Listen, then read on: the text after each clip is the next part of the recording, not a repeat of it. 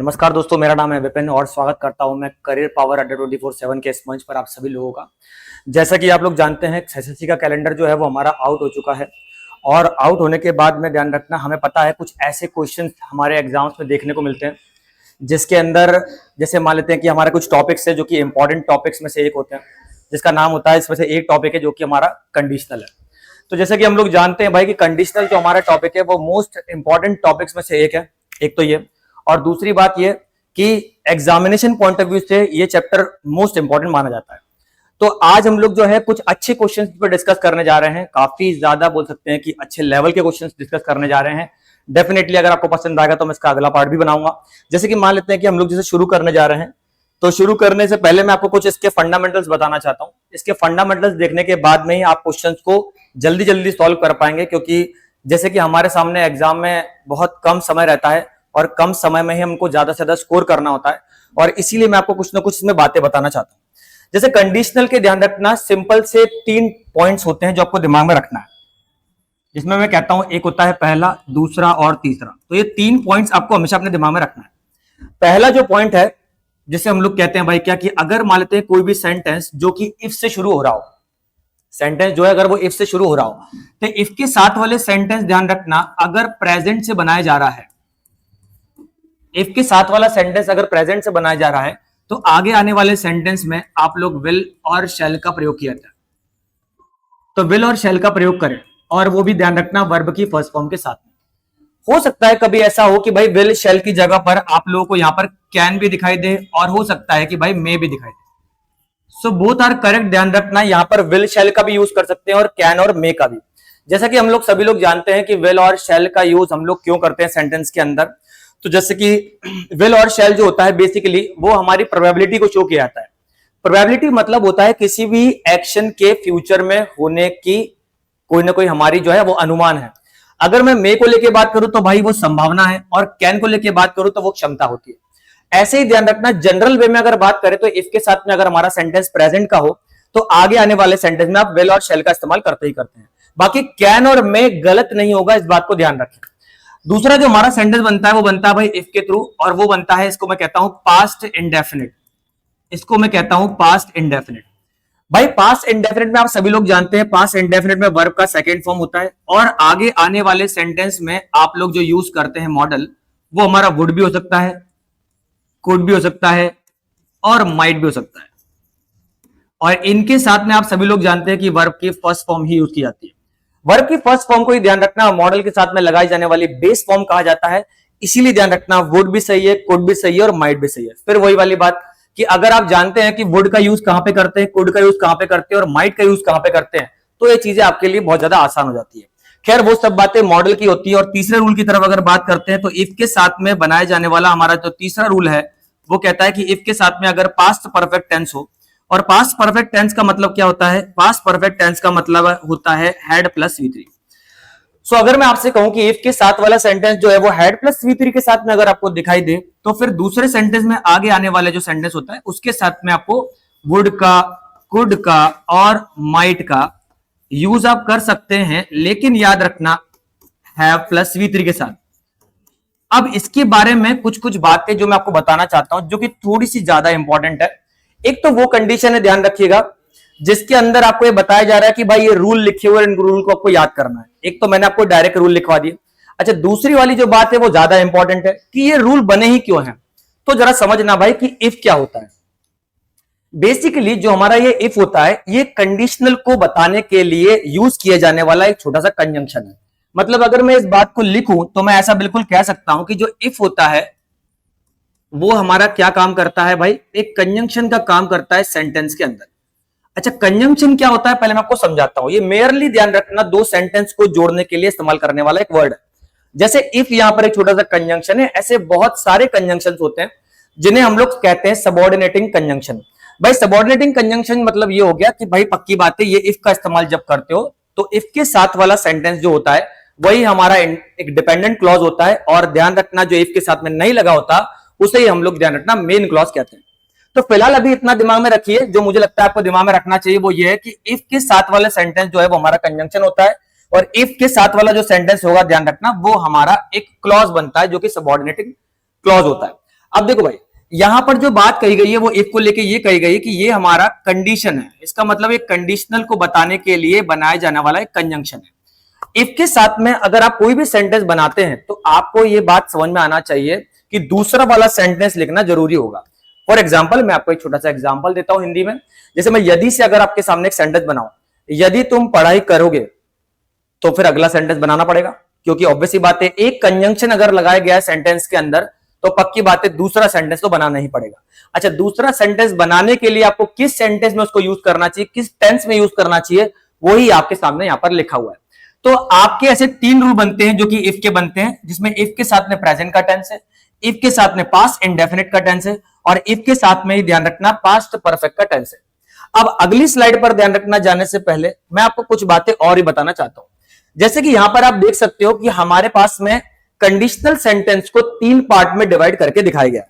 तो जैसे कि आप देख सकते हैं कि पहला वाला जो हमारा कंडीशनल है, जिसका नाम यहां पर लिखा है भाई क्या, ओपन कंडीशनल सेंटेंसेस।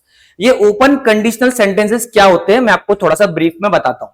जैसे कि मान लेते हैं कि मैंने आपसे बोला कि ओपन कंडीशनल सेंटेंस जो होते हैं ये ऐसे सेंटेंस होते हैं जिसके साथ में आपको प्रोबेबिलिटी दिखाई देती है। भाई प्रोबेबिलिटी का मतलब क्या होता है मैं आपको फिर से हिंदी में लिख के बता देता हूं। प्रोबेबिलिटी का मतलब होता है अनुमान। फ्यूचर में होने वाले सारी ही एक्टिविटीज ध्यान रखना वो केवल और केवल हमारे लिए अनुमान ही है। तो अब आप यहां पर बिल्कुल देख सकते हैं, यहां पर जो लिखा है if you don't Hari you will miss the train. मैं दोबारा आपसे बोलता हूं कि आप लोग उन रूल की तरफ विशेष ध्यान दीजिए कि इसके पहले जो मैंने स्लाइड बनाई थी, इस स्लाइड के अंदर क्या बताया गया था। इफ के साथ में हमारा टेंस अगर प्रेजेंट का बनाया गया है तो फिर दूसरे वाले सेंटेंस में हम विल और शैल का या कैन और मे का इस्तेमाल कर सकते हैं। तो अगर मैं आपसे यही बात है यहां पर बोलूं तो पक्की बात है यहां पर आपको समझ में आता है कि इफ के साथ में बनाया जाने वाला जो सेंटेंस है वो डोंट के साथ में हरी लिखा हुआ है।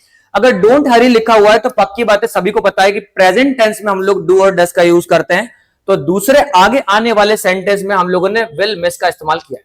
और मैं साथ साथ आपको यह भी बताना चाहता हूं कि इसकी हिंदी क्या है, क्योंकि जब तक आप लोग इसकी हिंदी नहीं समझोगे ना तब तक ध्यान रखना आपको कठिनाई देखने को मिलेगी। तो आप देख सकते हैं पहला सेंटेंस जो लिखा हुआ है, इस सेंटेंस का मतलब क्या है कि भाई अगर तुम जल्दी नहीं करोगे तो तुम्हारी ट्रेन छूट जाएगी या मिस हो जाएगी। अगर तुम जल्दी नहीं करोगे तो तुम्हारी ट्रेन मिस हो जाएगी, मतलब ऐसा होने का एक अनुमान है, ऐसा कह सकते हैं। और इसी को हम लोग बोलते हैं ओपन कंडीशन, जो कि भविष्य में हो भी सकती है। इसी को हम लोग कहते हैं ओपन कंडीशन। आई थिंक आपको बातें समझ में आ रही होंगी। नेक्स्ट वाला देखो क्या लिखा है, if you drink medicine you will feel better. मतलब अगर तुम भाई क्या करोगे, मेडिसिन ले लोगे, ड्रिंक कर लोगे, तो उसका मतलब क्या हो गया, आपको अच्छा फील होगा। तो अगर तुम भाई मेडिसिन को ड्रिंक कर लोगे तो तुम्हें अच्छा फील होगा, ऐसा हमारा अनुमान है। अब ऑब्वियस सी बात है ऐसा हमारा अनुमान इसीलिए है क्योंकि ये तो एक्शन होने वाला जो है वो वैसे भी भविष्य में होने वाला है। तो ध्यान रखो ना, ये हमारे सेंटेंसेस है। अब बात करते हैं दूसरे वाले की। दूसरा वाला सेंटेंस हमारे सामने क्या लिखा हुआ है, दूसरे वाले सेंटेंस का पहले एक बार दोबारा से रूल देखते हैं। अगर मान लेते हैं इफ के साथ में बनाए जाने वाला सेंटेंस पास्ट इंडेफिनिट टेंस का हो, भाई V2 में अगर लिखा हुआ है तो फिर पक्की बात है आगे आने वाले सेंटेंस में हम लोग वुड, कुड या माइट का इस्तेमाल कर सकते हैं वर्ब की फर्स्ट फॉर्म के साथ में, जैसे बेस फॉर्म कहा जाता है। तो मैं दोबारा से अगर मान लेते हैं सेंटेंस पर पहुंचू तो आपको मालूम चलेगा कि एक कंडीशन अगली वाली आती है, उसे हम लोग कहते हैं सेमी क्लोज्ड कंडीशन। पहली वाली कौन सी हो गई भाई, ओपन कंडीशन। दूसरी कौन सी हो गई है, सेमी क्लोज कंडीशन। आ जाओ भाई जरा सेंटेंस देखते हैं। इसमें लिखा है इफ यू ड्रैंक, बहुत ध्यान से देखना, ड्रिंक का सेकंड फॉर्म लिखा हुआ है ड्रैंक। तो इफ यू ड्रैंक लिखा है medicine you would feel better. अब इसमें क्या लिखा है, अगर तुम मेडिसिन ले लेते तो तुमको कैसा फील होता भाई, बेटर फील होता। तो अब मेरा ये कहना है कि ये जो सेंटेंस आपको दिखाई दे रहा है, तो आप अपने मन से पहले एक क्वेश्चन पूछिएगा कि ये आपको प्रेजेंट का दिखाई दे रहा है या पास्ट का दिखाई दे रहा है। मतलब मेरा ये कहना है इसका जो टाइम है, बात टाइम की है, टेंस की नहीं। मैं फिर से बोलता हूं आपको, यहां पे मैंने जो सेंटेंस बनाया सेकंड वाला, ये पास्ट इंडेफिनिट लिखा है। तो आप मुझे बताओ क्या इसके साथ में लिखा जाने वाला सेंटेंस जो ये लिखा हुआ है, ये प्रेजेंट का नजर आ रहा है या पास्ट का नजर आ रहा है। तो मैं आपको एक छोटी सी और बात बताता हूं, इस सेंटेंस पर अगर बात की जाए तो ये सेंटेंस याद रखना भाई प्रेजेंट का है। ये बहुत अजीब सी बात है कि हमें पता है कि सेकंड फॉर्म का जब भी यूज करते हैं सेंटेंस के अंदर तो हमें पता है भाई वो पास्ट का टेंस बनता है। मेरी बात सुनिएगा, यहां पर जो लिखा है if you drank medicine you would feel better, ऐसा लिखा हुआ है, ये जो लिखा है सेमी क्लोज्ड कंडीशन है। इसे ध्यान रखना क्या कहा जाता है, इसे कहा जाता है अनरियलिटी। इन्हें कहा जाता है अनरियलिटी इन प्रेजेंट। क्या कहा जाता है, इसे कहा जाता है अनरियलिटी इन प्रेजेंट। ये अनरियलिटी इन प्रेजेंट का मतलब क्या हो गया, ध्यान रखना, प्रेजेंट मतलब वर्तमान में कुछ ऐसे एक्शंस जो कि हमें लगता है कि ऐसे हो जाते, ऐसे हो जाते। तो अगर बोल रहे क्या कि अगर तुम मेडिसिन ले लेते तो तुम्हें अच्छा लगता अभी, ये जो वर्ड है ना अभी, इसको जरा ध्यान सुनना, अगर तुम मेडिसिन ले लेते तो तुमको अच्छा लगता, मतलब अभी अच्छा लगता, ये कहना चाह रहे हैं, पास्ट को लेके बात मत करो। तो इसका मतलब क्या है, if you drank medicine you would feel better. अब बच्चे क्या है भाई, केवल उसी के अकॉर्डिंग पढ़ रहे होते हैं जो कि एग्जामिनेशन में होने वाला होता है। एग्जाम में ऑब्वियस सी बात है, एक के साथ में आपने याद करा हुआ है, सेकंड फॉर्म आएगा तो फिर हम लोग क्या लगा देंगे, वुड के साथ में V1 लगा देंगे। तो हम लोग क्या करते हैं भाई, ऐसा याद करते हैं। लेकिन फिर बोल रहा हूं unreality in present is very important here, कि if you drank medicine you would feel better. अब मैं चाहता हूं कि आप पहले काम करिए, जरा 2-4 सेकंड में जरा जल्दी से बताइए कि इसका क्या हो सकता है भाई, हिंदी खुद ही सोचिए। अगर मैंने इसका आपको बता दी तो ये भी आपको आना चाहिए। क्या लिखा है देखो जरा, इफ यू स्टडीड हार्डर, मतलब तुम अच्छी खासी पढ़ाई कर लेते भाई, बढ़िया पढ़ाई कर लेते, you would pass the exam, तो अभी तुम एग्जाम को निकालते थे, तो अभी तक तो निकल जाता है एग्जाम, ऐसा कुछ कहना चाह रहे हैं। तो भाई एग्जाम निकल जाता मतलब भाई प्रेजेंट की बात कर रहे हैं, अभी तक तो भाई निकल जाता है, ऐसा बोलना चाह रहे हैं। तो ये जो बात है ये भी हमारी क्या है, अनरियलिटी इन प्रेजेंट ही है। तो इसका ये मतलब हो गया, मैं आपको बताता हूं, ये एक ऐसी अनरियल कंडीशन है, ऐसी इम्प्रोबेबल कंडीशन है जिसके अंदर हमें लगता है कि ऐसा हो जाता। ऐसा हो जाता का मतलब क्या हुआ, ये रियल नहीं है। ये रियल हो सकता है, ये वो कंडीशन है कि हमारा अनुमान है, तो ये भविष्य में होने वाला एक ऐसा ध्यान रखना स्टेटमेंट है जो कि सच में हो सकता है। ये वाला जो स्टेटमेंट लिखा है ये ध्यान रखना नहीं हो सकता, क्योंकि ये ध्यान रखना प्रेजेंट की क्या है भाई, अनरियलिटी है, इम्प्रोबेबिलिटी है। समझ में आई बात है। तो इसका मतलब केवल और केवल ऐसा कह दिया है कि ऐसा हो जाता तो ऐसा हो जाता, बाकी हुआ नहीं है, बात खत्म। ठीक है, नेक्स्ट बात करते हैं जिसके बारे में लिखा है क्लोज्ड कंडीशन। मैं चाहता हूं एक बार आप फिर से रूल को गो थ्रू करें और फिर से इस बात को समझे। इफ के साथ में यहां पर जो लिखा है वो हमारा सेंटेंस काय में लिखा है, जरा बताइए, पास्ट परफेक्ट में लिखा है। जिनको नहीं पता वो ध्यान रखेंगे, हैड प्लस C3 का मतलब होता है पास्ट परफेक्ट टेंस। और आगे आने वाले सेंटेंस में हम लोग क्या यूज करते हैं, जो हमारा मेन क्लॉज होता है, जो हमारा मेन सेंटेंस होता है, उसके अंदर लगता है क्या, वुड लग सकता है, कुड लग सकता है, माइट लग सकता है, प्लस हैव और प्लस V3 का इस्तेमाल करना मत भूलिएगा। तो अगर आपको ये रूल नंबर 3 समझ में आ रहा है तो रूल नंबर 3 क्यों बनाया जा रहा है वो उसको जरा देखना। इसमें क्या लिखा है बहुत ध्यान से देखना, ये जो सेंटेंस लिखा है, if they had invited me, अगर उन लोगों ने मुझे इनवाइट किया होता, I would have gone to the party, तो मैं पार्टी में चला जाता। अब जो सेंटेंस लिखा हुआ है ये सेंटेंस वही है जो आप चाह रहे थे, आपको लग रहा था शायद इसका मतलब है, लेकिन वो एक्चुअली इसका मतलब है। तो ये जो सेंटेंस है ध्यान रखना, जिसे हम लोग क्लोज्ड कंडीशन कहते हैं, और क्लोज्ड कंडीशन का मतलब होता है क्या, कि भाई ऐसे सेंटेंसेस हैं जो कि अनरियल है, मतलब अनरियलिटी इन पास्ट है। देखो भाई पास्ट का मतलब हो गया कि पास्ट में अनरियल कंडीशन में है। जैसे मान लेते हैं भाई क्या, कि कल अगर तुम मुझे 50 रुपए दे देते तो मैं कुछ तो भी खा लेता, तो कल मैं को अगर तुम 50 रुपए दे देते, तो बात प्रेजेंट की नहीं है, बात पास्ट की है। और जब बात पास्ट की है तो रूल नंबर 3 जो यहां पर लिखा हुआ है हमारा, ये रूल नंबर 3 है, ध्यान रखना, ये रूल नंबर 2 है, ध्यान रखिए, ये रूल नंबर 1 है, ध्यान रखिएगा। तो ये जो लिखा हुआ है, इफ दे हैड इनवाइटेड मी, अब ये जो सेंटेंस है जब ये हैड से बनाया जाता है तो याद रखिएगा इस सेंटेंस के अंदर बनाए जाने वाला सेंटेंस वो पास्ट की अनरियलिटी को शो करता है। इस सेंटेंस का जो मतलब है वो ये है, अगर वे लोग मुझको इनवाइट कर देते पास्ट में, तो ध्यान रखना I would have gone to the party, तो मैं पार्टी में चला जाता। मतलब ये पूरी ही कंडीशन कैसी है भाई, अनरियल कंडीशन है। करेक्ट। नेक्स्ट देखते हैं, if we had looked at the map, इसका मतलब क्या हो गया, अगर मान लेते हैं we had looked at the map, अगर हम लोग मैप को देख लेते, we wouldn't have been lost, तो हम लोग नहीं खो जाते, तो हम लोग नहीं खोते। इसका मतलब क्या हो गया, अगर हम लोग भाई मैप देख लेते तो हम लोग नहीं खोते। तो एक्चुअली रियलिटी क्या है, रियलिटी यही है कि भाई हमने मैप नहीं देखा है और हम खो चुके हैं, यही इसका मतलब हो गया। तो जो रियल कंडीशन तो यह नहीं है, इसका मतलब ये अनरियल कंडीशन है। और ध्यान रखना ये पास की अनरियल कंडीशन है, इस बात को ध्यान रखना है। तो भाई ये हो गया भाई क्या, एक बेस तैयार हो गया आपका भाई क्या, open conditional sentences, semi closed conditional sentences और closed conditional sentences. Open conditional का मतलब होता है probability, semi closed conditional sentence का मतलब होता है unreality in present, and closed conditional sentences का मतलब होता है अनरियलिटी इन पास्ट। वीडियो को ध्यान रखना, पूरा ही देखिएगा। अगर आपने वीडियो को पूरा नहीं देखा तो आप आखिरी सेंटेंस तक नहीं पहुंच पाएंगे, जो कि ज्यादा इंपॉर्टेंट है, ऐसा मुझे लगता है। चलिए भाई, अब एक काम करते हैं, जो चीजें अपन ने अभी पढ़ी, जो अपन ने अभी ये रूल वगैरह पढ़े, इन रूल पर क्वेश्चन आपसे पूछे जा रहे हैं, मतलब इन पर बेस्ड ऑन जो क्वेश्चन हैं, जो कि एग्जाम में भी पूछे गए हैं और अभी मैं आप लोगों के साथ में डिस्कस भी करना चाहता हूं। तो एक बार चेक करते हैं भाई, जो आगे आने वाले सेंटेंसेस हैं वो हमारे कैसे हैं। देखो भाई, इन क्वेश्चंस में आपको दिख रहा होगा कि आपको एरर फाइंड करना है, ठीक है। सभी में एरर से मैं आपको पहले ही बता रहा हूं, और आप लोगों को मैं केवल और केवल जो है कुछ सेकंड्स देता हूं, आपको इनको केवल सॉल्व करना है। जैसे कि आप लोग देख सकते हैं कि यहां पर हमारे सामने 5 क्वेश्चंस लिखे हुए हैं, और मैं चाहता ही हूं कि केवल और केवल रूल के आधार पर ही आप लोग इनको सॉल्व करें फिलहाल। तो हमको ये समझ में आ रहा है कि यहां पर एक पहला सेंटेंस लिखा हुआ है, क्या लिखा है, if I shall meet him tomorrow, अगर मैं उससे कल मिलूंगा, आई विल इन्फॉर्म यू, तो मैं तुम्हें इन्फॉर्म कर दूंगा। सबसे पहले नंबर पे तो मुझे लगता है कि शायद गलती निकालने वाली ज्यादा दिक्कतें आएंगी नहीं, क्यों, क्योंकि पहले नंबर का जो ए वाला ऑप्शन है वही गलत है। सर क्यों गलत हो गया ये, क्योंकि पक्की बात है, अगर ये रूल नंबर 1 है, क्योंकि रूल नंबर 1 में ही ध्यान रखना विल का उपयोग करते हैं, तो पक्की बात है जो हमारा ए वाला ऑप्शन लिखा है ये क्यों गलत हो गया, जल्दी बता दो। क्योंकि भाई इफ के साथ वाले सेंटेंस में हमेशा प्रेजेंट टेंस लगता है, तो जो शैल लिखा है मेरे भाई ये गलत हो गया। तो शैल का इस्तेमाल आप बिल्कुल नहीं कर सकते, if I meet him tomorrow यही बनाना पड़ेगा, और कोई चारा नहीं है। हो सकता है आपके दिमाग में एक क्वेश्चन आ जाए, सर एक बात बताइए, यहाँ पे टुमारो लिखा हुआ है, तो टुमारो के बेस पे तो हमें शैल लगाना ही चाहिए था। तो मैं आपको एक बात बताता हूं भाई, इसका टाइम जरूर मैं मान सकता हूं फ्यूचर का है, लेकिन टेंस तो ध्यान रखना प्रेजेंट में ही बनाना पड़ेगा, क्योंकि इफ से बनने वाले सेंटेंस में कभी भी आप विल और शैल का यूज नहीं करते हैं। अब भले से आप इसको नोट बंद कर लीजिएगा भाई, क्या कि इफ के साथ वाले सेंटेंस में कभी भी विल शैल का यूज नहीं करते हैं, दूसरे वाले सेंटेंस में यूज कर सकते हैं, बट इफ के साथ वाले में नहीं कर सकते। क्लियर हो गई बातें, तो डायरेक्ट आंसर लगाइएगा और बात खत्म, ए आपका आंसर। अगला वाला क्वेश्चन देखते हैं, यहां पे क्या लिखा है, यहां लिखा है अमन विल बाय दिस कार।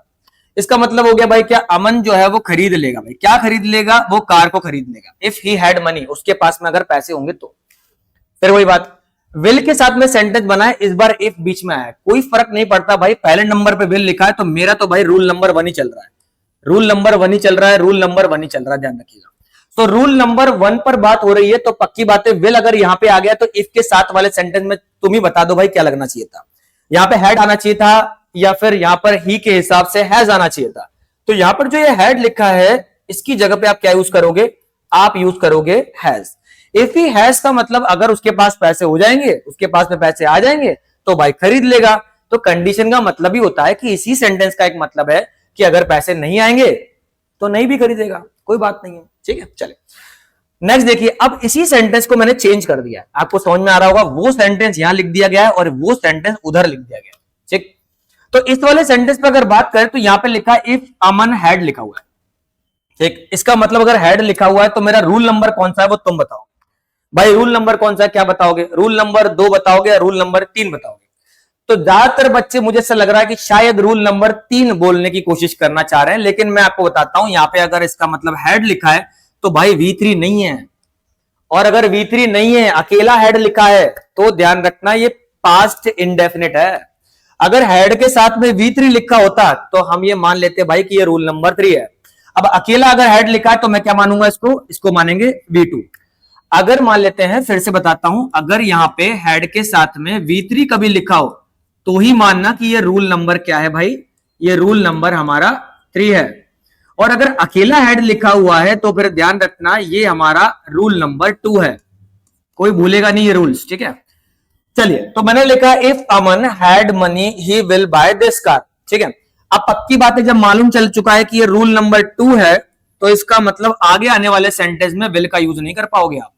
तो जब विल का यूज नहीं कर पाओगे तो बी वाला ऑप्शन में गलती हो जाएगी, और इसी विल की जगह पे आपको क्या लिखना पड़ेगा भाई, इसको लिखना पड़ेगा, वेरी गुड, क्या लगाना पड़ेगा यहाँ पे, वुड लगाना पड़ेगा। अच्छा, वुड के साथ में ध्यान रखना बाय लिखा है, जो बिल्कुल सही है, अपने मन से सेकंड फॉर्म वगैरह मत लगाना। अगला क्वेश्चन देखते हैं भाई। देखो भाई, अगला जो सेंटेंस लिखा हुआ है इसमें आपको एक छोटी सी बात और एड ऑन करना है अपने इस नॉलेज के अंदर, ठीक है। अगर मान लेते हैं यहां पर लिखा हुआ है if you heat ice, if you heat ice का मतलब क्या हो गया, अगर तुम आइस को क्या करोगे, हीट करोगे, अगर तुम आइस को गर्म करोगे, it will turn into water, तो वो पानी में बदल जाएगा। तो आपको एक बात याद रखना है, रूल कौन सा है पहले तो वो देख लो भाई। सर रूल नंबर तो सर हमें याद हो चुका है, सर रूल नंबर 1 है, सर V1 लिखा हुआ है, तो कोई बात ही नहीं है। तो अगर रूल नंबर V1 के हिसाब से रूल नंबर 1 लग रहा है तो इसका मतलब विल लिखा है सर, बिल्कुल सही हो गया। लेकिन मैं आपको एक छोटी सी बात बताना चाहता हूं कि ये जो लिखा है ना विल का मतलब क्या होता है, क्या बताया था इसके पहले मैंने आपको बताया था भाई, विल का मतलब होता है अनुमान। अनुमान मतलब हो गया प्रोबेबिलिटी, मतलब हो भी सकता है नहीं भी हो सकता है, ऐसी वाली कंडीशन है। तो अब अगर ये वाली कंडीशन में आपसे पूछूं, तो आप क्या जवाब दोगे? ये कंडीशन ऐसी है क्या जिसमें अनुमान लगाया जा रहा है कि नहीं भाई हम लोग जब आइस को गर्म करेंगे तो वो पानी में बदल जाएगी, ये अनुमान होगा या रियल कंडीशन होगी भाई? तो पक्की बात है ये हमारी एक रियल कंडीशन है। तो यहां पे आपको क्या करना पड़ेगा, इस विल को यहां से हटाना पड़ेगा। सर क्यों हटाना पड़ेगा? क्योंकि याद रखना, आपको जब यूनिवर्सल फैक्ट मिलता है सेंटेंस के अंदर, क्या मिले आपको, कोई भी अगर यूनिवर्सल फैक्ट बनता है, so both the sentences are made in present indefinite tense. दोनों ही प्रकार के सेंटेंस जो बनेंगे वो प्रेजेंट इंडेफिनिट टेंस में बनाए जाएंगे। तो इसका मतलब ये हो गया कि इट लिखा है तो इट के हिसाब से यहां पर क्या लग जाएगा, टर्न्स लग जाएगा, और ये वाले पार्ट में हमारा एरर होगा। क्लियर बात समझ में आ रही है? ऐसा मुझे लगता है। भाई फिर से बोलता हूं कि अगर मान लेते हैं in the case of universal fact, मैं यहां पर नीचे लिख देता हूं आपके लिए भाई, in the case of universal fact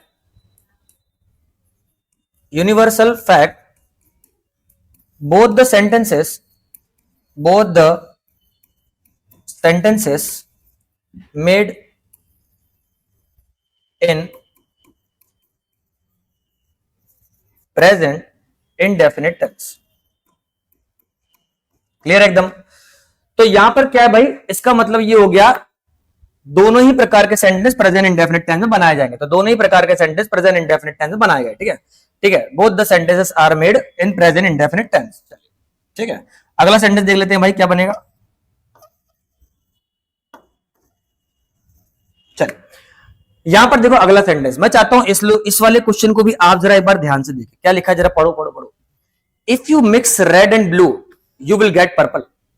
अगर आप मिक्स करते हो रेड और ब्लू कलर को तो तुमको क्या मिल जाएगा, पर्पल मिल जाएगा। भाई ये करेक्ट है सेंटेंस, ये बिल्कुल सही बात है। तो ये जो विल लिखा है ये क्या करना पड़ेगा, हटाना पड़ेगा। अच्छा यू के हिसाब से एस मत लगाना, ये बिल्कुल सही लिखा है।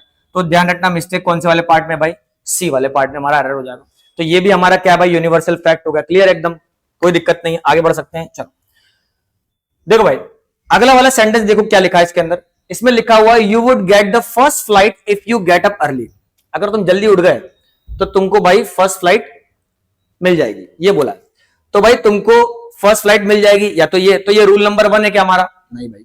अब यहां पर एक कंडीशन बनी है भाई क्या, कि वुड के साथ में सेंटेंस की शुरुआत हुई है। बहुत ध्यान से देखना, सेंटेंस की शुरुआत कैसे हुई है, वुड से हुई है। तो जब सेंटेंस की शुरुआत वुड से हुई तो इसका मतलब रूल नंबर कौन सा हो गया, रूल नंबर हो गया 2। मतलब ये हमारा रूल कौन सा हो जाएगा, ये रूल नंबर हो जाएगा 2। अगर ये रूल नंबर 2 है तो हमें पता है वहां पर गेट नहीं आ सकता, तो क्या करना पड़ेगा, सी वाले पार्ट में एरर है, यहां पे लगाओ भाई क्या गॉड। मैं आपको फिर बताता हूं, इसका मतलब कुछ और है। इसका मतलब ये हो गया अगर तुम जल्दी उड़ जाते तो आपको फर्स्ट फ्लाइट मिल जाती अभी। वापस वही वाली बात, रूल नंबर 2। ठीक है, तो यहां पर क्या है, you would get the first flight if you got up early is the correct sentence. Done. Next देखते हैं, if you got late today, तो इसका मतलब क्या हो गया, अगर तुम आज लेट हो जाते। The manager would have called off the meeting. तो मैनेजर क्या करता भाई, मीटिंग को रद्द कर देता। कॉल ऑफ का मतलब होता है रद्द करना, एक फ्रेजल वर्ब होती है। खैर, so if you got late today, अब आपको समझ में आएगी ये बातें कि ये प्रेजेंट का कैसे बनता है। अब आपको इस सेंटेंस समझ में आ रहा है, इतनी देर बाद समझ में आ रहा है कि ये प्रेजेंट में कैसे बन जाता है। भाई if you got late today, तो आज अगर तुम लेट हो जाते तो आज मतलब प्रेजेंट ही तो हुआ, यही तो बताने की कोशिश कर रहा हूं। Semi close condition, rule number 2। आज अगर आप लेट हो जाते, लेकिन आप हुए हो क्या, नहीं हुए। The manager would have called off the, तो मैनेजर क्या करता भाई, कैंसिल कर देता मीटिंग को। लेकिन हमें पता है कि अगर ये रूल नंबर 2 है तो ये आगे आने वाले सेंटेंस में कुछ गलती हो गई है, इसे ठीक करना पड़ेगा। और इसको ठीक करने के लिए क्या करना पड़ेगा, द मैनेजर वुड क्या करना पड़ेगा, हैव हटाओ यहां से, और ये क्या लिखा है, कॉल्ड लिखा है, तो इसको क्या करना पड़ेगा, कॉल। समझ में आ रहा है कि नहीं आ रहा है? क्योंकि वुड के साथ में V1 लगाओ, बात खत्म करो। ज्यादा दिमाग लगाना नहीं है भाई, केवल रूल पर अपना काम करिए और आपको कुछ भी नहीं देखना है। नेक्स्ट क्वेश्चन देखते हैं। यहां लिखा है they would not have got confuse. ठीक है, मतलब वो लोग जो है कंफ्यूज नहीं होते if the teacher explain the concept well enough. ठीक है, अगेन फिर वही बात, यहां पर क्या लिखा है, वुड नॉट हैव और गॉट। इसका मतलब ये रूल नंबर कौन सा चल रहा है भाई, रूल नंबर सर 3 चल रहा है। तो रूल नंबर 3 चल रहा है, तो फिर दूसरे वाले सेंटेंस में आपको इफ के सेंटेंस के साथ वाले सेंटेंस में आपको हैड लगाना चाहिए था, क्योंकि रूल नंबर 3 में पास्ट परफेक्ट टेंस आता है सर। तो पक्की बात है, इस एक्सप्लेन्ड के पहले आपको क्या लगाना पड़ेगा भाई, हैड का इस्तेमाल करना पड़ेगा। तो पक्की बात है, आपका आंसर कौन सा है, बी वाला ऑप्शन। यहां पर कौन सा ऑप्शन था आपका, बी वाला ऑप्शन। यहां पर कौन सा ऑप्शन आपका, सी वाला ऑप्शन। क्लियर है कि नहीं, एकदम क्लियर है। ठीक है, आगे बढ़ सकते हैं। आखिरी सेंटेंस तक पढ़ना, तभी समझ में आएंगी कुछ कुछ बातें, नहीं ठीक है, नहीं तो कुछ ना कुछ छूट जाएगा भाई आपका। अगला देखते हैं। अगला लिखा हुआ है क्या, if Ram had been careful enough. क्या लिखा है, बहुत ध्यान से देखना। If Ram had been careful enough he would not be cheated.